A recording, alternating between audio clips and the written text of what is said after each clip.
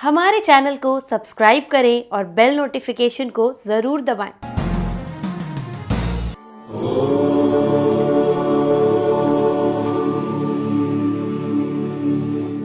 भगवत गीता, गीता सार। भगवत गीता और भगवत गीता के ज्ञान पर असंख्य लोगों ने काम किया है। जाने कितनी ही गीता आपने सुनी भी होंगी। गीता के अध्यायों में जितने भी अध्याय हैं, वेदों और उपनिषदों का सार है। गीता में अगर कुछ विशेष है तो वो है भगवान श्री कृष्ण। बाकी हम सब निमित्त हैं, यानी कि साधन हैं। मैं आचार्य पंडित सर्वदानंद शर्मा अब आपके सामने प्रस्तुत कर रहा हूं भगवत गीता की एक और व्याख्या कि वैराग्य क्या है। वैराग्य शब्द बड़ा ही सुंदर है। देखने में, कहने में, बोलने में अच्छा भी लगता है, लेकिन जब वैराग्य धारण करने की बात आती है तब हमारा वैराग्य शमशान वैराग्य हो जाता है। जैसे किसी के अंतिम संस्कार पर जाएं तो उस समय लोग ऐसी ऐसी बातें करते हैं कि ये दुनिया नश्वर है, एक दिन सबको मरना है, कुछ नहीं रखा इस दुनिया में। कोई अगर उनकी बात सुन ले तो ऐसा लगेगा जैसे अभी ये शमशान भूमि से निकलकर सीधा हिमालय की ओर जाएगा। लेकिन जैसे ही वो शमशान भूमि से निकला तो वही जीवन की झिकझिक और किचकिच, कभी ऑफिस के लिए लेट तो कभी कोई प्रोजेक्ट पूरा करना है, जिसका जो भी क्षेत्र है अपने कार्य में बिजी हो जाता है। यही बात अर्जुन को भगवान श्री कृष्ण कुरुक्षेत्र के मैदान में कहते हैं कि अर्जुन, अगर तुम इस मन को काबू में करना चाहते हो तो तुम्हें अभ्यास और वैराग्य, दो तलवारों से प्रहार करना पड़ेगा। अब अर्जुन पूछता है कि हे केशव,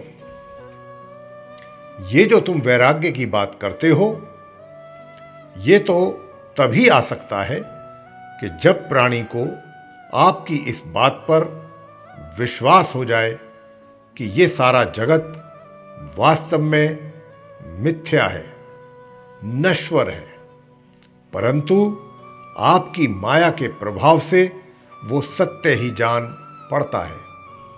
इस परम सत्य के ज्ञान पर विश्वास हो जाए तभी तो वैराग्य होगा।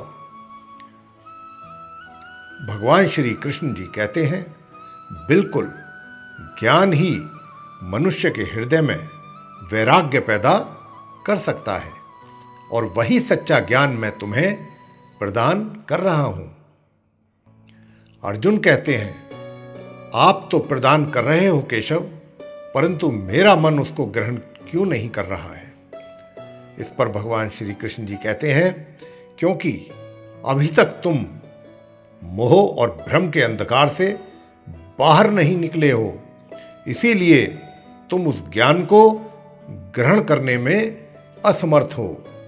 इसीलिए मैं तुमको समझा रहा हूं कि केवल शरीर मरता है, आत्मा कभी नहीं मरती है। इसलिए तुम शरीर का मोह त्याग दो, उनकी मृत्यु का शोक त्याग दो, परंतु तुम्हारा मन उस सत्य को मानना नहीं चाहता है। इस पर अर्जुन कहते हैं, आप ठीक कहते हो केशव, मैं आपकी बातों को समझता तो हूं, परंतु मेरा मन उसे ग्रहण क्यों नहीं कर रहा, इसका क्या कारण है। इस पर भगवान श्री कृष्ण कहते हैं, इसका कारण है ये जंजीर, जो तुम्हारे मन ने अपने ही इर्द गिर्द लपेटी हुई है। अर्जुन पूछते हैं, कौन सी जंजीर प्रभु? इस पर भगवान श्री कृष्ण कहते हैं, रिश्तेदारी की जंजीर, ये नातेदारी का मोह कि ये मेरा भाई है, ये मेरा मामा है, और ये मेरा ससुर है, और ये है मेरा पितामह। अर्जुन कहते हैं, आप ठीक कहते हो कि रिश्ते नातों की जंजीरों ने मुझे चारों ओर से जकड़ रखा है, परंतु मैं इस जंजीर को कैसे तोड़ूं? मैंने मान लिया कि ये सारे शरीर नाशवान हैं, परंतु इनके साथ जो मेरे रिश्ते हैं वो तो नाशवान नहीं हैं, वो तो सच्चे हैं। भीष्म मेरे पितामह हैं, अभिमन्यु मेरा पुत्र है, महाबली भीम मेरा सहोदर भाई है। ये रिश्ते तो सच्चे हैं। भले ही इन सबके शरीर मर जाएंगे, पर इनके साथ मेरे जो रिश्ते हैं वो तो नहीं मरेंगे। जैसे आज मेरे पिता महाराज पांडु का शरीर नहीं है, परंतु मेरे पिता आज भी महाराज पांडु ही हैं। पिता पुत्र का तो वो पवित्र रिश्ता समाप्त नहीं हुआ। इन रिश्तों की पवित्रता पर मैं कैसे प्रहार कर सकता हूं? शरीर को भूल जाऊं, परंतु अपने दादा की रिश्ते पर कैसे तीर चलाऊं? अपने भाई के नाते पर तलवार कैसे उठाऊं? इस पर भगवान श्री कृष्ण कहते हैं कि हे अर्जुन, ये रिश्ते, ये नाते सब इस जन्म के हैं। इस जन्म से पहले या इस जन्म के पश्चात इन रिश्तों का कोई अस्तित्व नहीं रहता। ये काका, मामा, भाई, पुत्र, पितामह पिछले जन्म में कहाँ थे? तुम्हारे क्या लगते हैं? और अगले जन्म में ये क्या होंगे, कहाँ होंगे? इसका उत्तर है क्या तुम्हारे पास? अर्जुन कहते हैं, नहीं केशव। इस पर भगवान श्री कृष्ण बोलते हैं, इसीलिए कहता हूं कि जब शरीर नाशवान है तो ये रिश्ते भी नाशवान हैं, क्योंकि ये सब नाते शरीर के ही हैं। और ये जो तुमने अपने पिता का उदाहरण दिया है कि उनका तुम्हारा पिता पुत्र का नाता तो समाप्त नहीं हुआ, तो ये भी तुम्हारा एक भ्रम है, अज्ञानता है। केवल तुम्हारे मन में वो रिश्ता अभी तक जीवित है, क्योंकि तुम अभी तक उस जन्म में हो।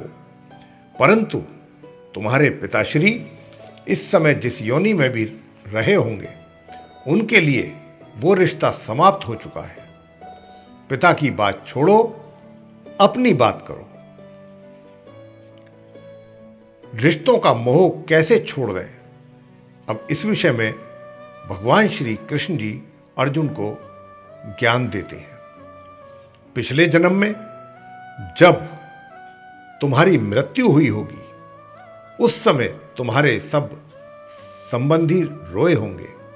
तुम्हारी पत्नी ने, तुम्हारे पुत्रों ने बहुत विलाप किया होगा, परंतु आज इस जन्म में तुम्हें याद भी नहीं कि किस किस ने तुम्हारी मृत्यु पर विलाप किया था। आज तुम्हारे लिए उनका या उनके रोने धोने का कोई मोल ही नहीं। इसीलिए समझा रहा हूं कि ना किसी के मरने का शोक करो, ना ही किसी के नाता टूटने का दुख मानो। वैसे भी मेरी माया इतनी प्रबल है अर्जुन, कि जिन्हें तुम समझते हो कि तुम्हारी मृत्यु के बाद वे शोक करेंगे, सारा जीवन रोते रहेंगे, वो भी पूर्णतः असत्य है। मेरी माया के प्रभाव से थोड़े ही दिनों के बाद उन रोने वालों को तुम हंसता खेलता देख सकते हो। मित्र 4 दिन रोता है, भाई 10 दिन रोता है, पत्नी उससे अधिक रोती है, और माता सबसे अधिक समय तक रोती है। परंतु सबके आंसू धीरे धीरे सूख जाते हैं और उन आंखों में फिर से नए नए सपनों की रोशनी चमकने लगती है। हे अर्जुन, क्या तुम बता सकते हो कि पिछले जन्म में तुम्हारे किस रिश्तेदार ने तुम्हारे लिए कितना विलाप किया था।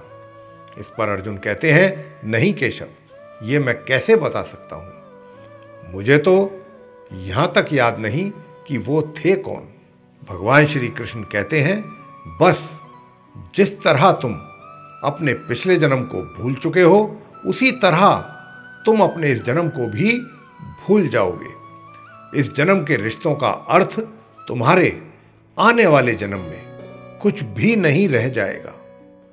आज अभिमन्यु को तुम अपना पुत्र समझ रहे हो सकता है पिछले जन्म में वो तुम्हारा पिता ही रहा हो, या आने वाले जन्म में तुम्हारा महाशत्रु बन जाए।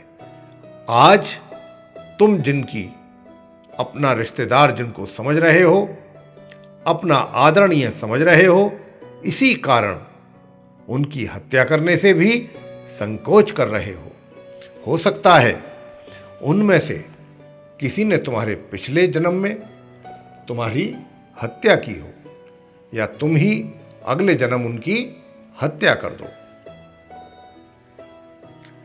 हे अर्जुन, ये रिश्ते शरीर के जन्म के साथ पैदा होते हैं और शरीर की मृत्यु के साथ ही मर जाते हैं। इसीलिए इन रिश्ते नातों के चक्रव्यूह से बाहर आ जाओ। आत्मा अमर है, इस अमर सत्य को ही पहचानो। रिश्ते तो बदलते रहते हैं हे अर्जुन, इसीलिए तुम्हें ना रिश्तों से मोह करना चाहिए, ना रिश्तों के टूटने का कोई शोक करना ही चाहिए। यही सांख्य योग का ज्ञान है कि मनुष्य को एक सन्यासी की भांति सोचना चाहिए कि ये सब रिश्ते नाते मोह को उत्पन्न किया करते हैं, और मोह इन रिश्तों को इतनी जोर से पकड़ लेता है जैसे एक लोभी पुरुष नदी में डूबते हुए भी धन की गठरी को नहीं छोड़ता है, और आखिर में उसी गठरी के बोझ से खुद भी डूब जाता है। इसलिए अपने मन को सन्यासी बनाओ और इस मोह के बंधनों को छोड़ो, और इस पर ध्यान दो कि इस समय तुम्हारा कर्तव्य क्या है, तुम्हारा धर्म क्या है, और उसी के अनुसार अपने कर्म करो। ये जो भगवान श्री कृष्ण जी ने गीता में, श्रीमद् भागवत गीता में अर्जुन को जो ज्ञान दिया है, ये उसी के अंश हैं जो हमने आपके साथ साझा किए हैं। हम आशा करते हैं कि आपको ये जो चरित्र हमने बताया है, जिसका वर्णन किया है, आपको बहुत पसंद आया होगा। और अगर आपको ये पसंद आया है तो आप इसको लाइक अवश्य करें, चैनल को सब्सक्राइब करना भी ना भूलें, और साथ ही जो बेल आइकन है उसको अवश्य दबाएं, ताकि आने वाले दिनों में हमारे नए कार्यक्रमों के जो वीडियोस हैं वो भी आप तक समयानुसार और आसानी से पहुंच सकें और आप उनका भी लाभ प्राप्त कर सकें। तो इसी के साथ बहुत बहुत धन्यवाद। जय माता दी।